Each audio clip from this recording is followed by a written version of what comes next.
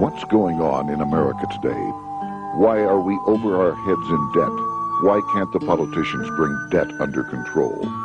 Why are so many people, often both parents now, working at low-paying, dead-end jobs and still making do with less?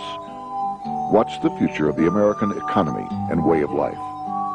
Why does the government tell us inflation is low when the buying power of our paychecks is declining at an alarming rate? Only a generation ago, bread was a quarter, and you could get a new car for $19.95. The problem is that since 1864, we've had a debt-based banking system. All our money is based on government debt. We cannot extinguish government debt without extinguishing our money supply. That's why talk of paying off the national debt without reforming our banking system is an impossibility. That's why the solution does not lie in discussing the size of the national debt, rather it lies in reforming our banking system. This is the Federal Reserve headquarters in Washington. It sits on this very impressive address, right on Constitution Avenue, right across from the Lincoln Memorial. But is it federal? Is it really part of the United States government? Well, what we're about to show you is that there's nothing federal about the Federal Reserve, and there are no reserves. The name is a deception created back before the Federal Reserve Act was passed in 1913 to make Americans think that America's central bank operates in the public interest. The truth is that the Federal Reserve is a private bank owned by private stockholders and run purely for their private profit. That's exactly correct. The Fed is a privately owned for-profit corporation which, again, has no reserves, at least no reserves available to back up the Federal Reserve notes, which is our common currency.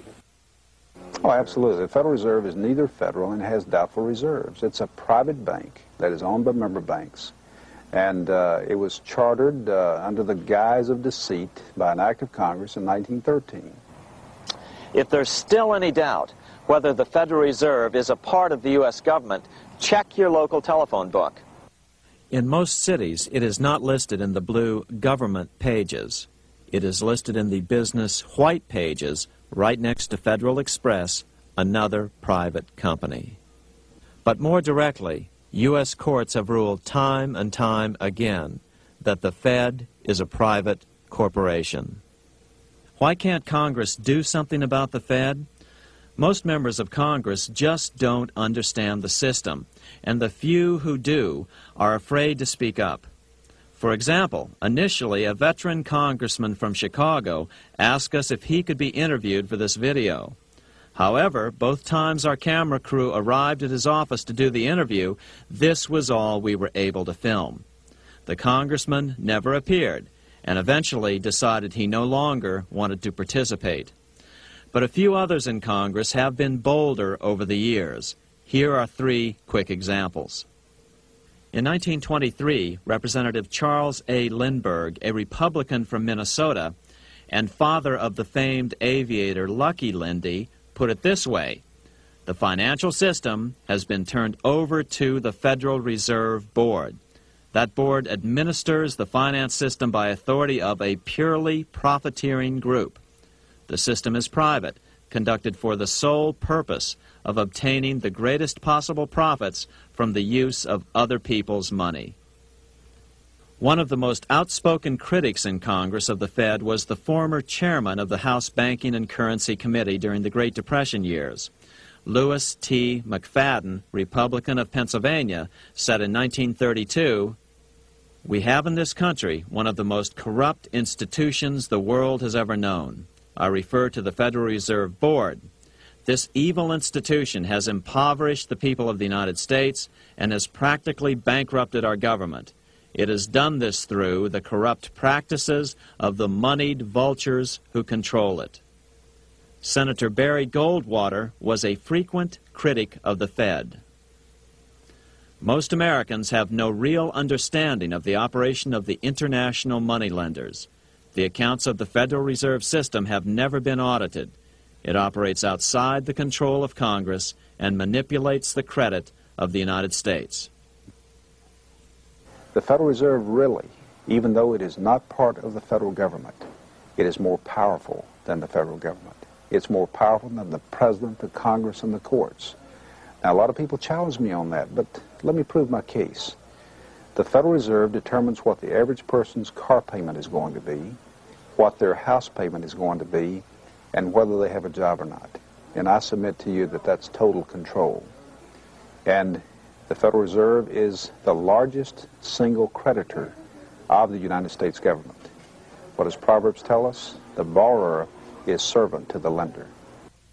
What one has to understand is that from the day the Constitution was adopted right up to today, the folks who profit from privately owned central banks, as Madison called them, the money changers, have fought a running battle for control over who gets to print America's money. Why is who prints the money so important? Think of money as just another commodity. If you have a monopoly on a commodity that everyone needs, everyone wants, and nobody has enough of, there are lots of ways to make a profit, and also exert tremendous political influence. That's what this battle is all about. Throughout the history of the United States, the money power has gone back and forth between Congress and some sort of privately owned central bank.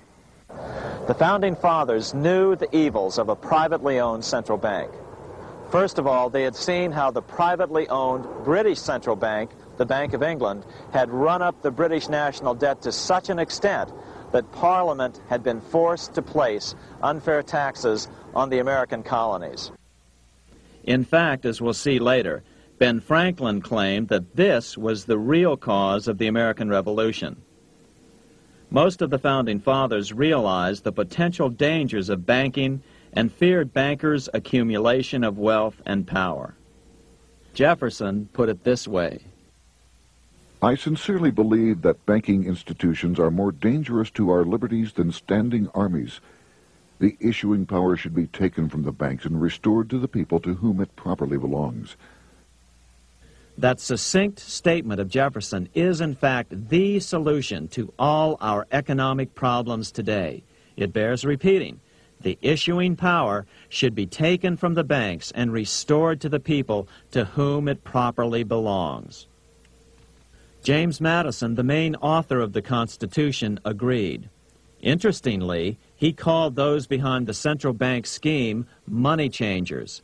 Madison strongly criticized their actions. History records that the money changers have used every form of abuse, intrigue, deceit, and violent means possible to maintain their control over governments by controlling money and its issuance. The battle over who gets to issue our money has been the pivotal issue throughout the history of the United States. Wars are fought over it, depressions are caused to acquire it. Yet after World War I, this battle was rarely mentioned in newspapers or history books. Why? By World War I, the money changers, with their dominant wealth, had seized control of most of the nation's press. Throughout U.S. history, this battle over who gets the power to issue our money has raged. In fact, it's changed hands back and forth 8 times since 1764.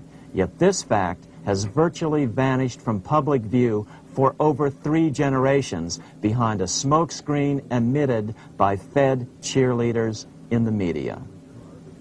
Until we stop talking about deficits and government spending and start talking about who controls how much money we have, it's all just a big shell game, a complete and utter deception. It won't matter if you pass an ironclad amendment to the Constitution mandating a balanced budget. Our situation is only going to get worse until we root out the cause at its source. What's the solution for our national problem? First of all, education. That's what this video presentation is all about. But secondly, we must act. We must take back the power to issue our own money. Issuing our own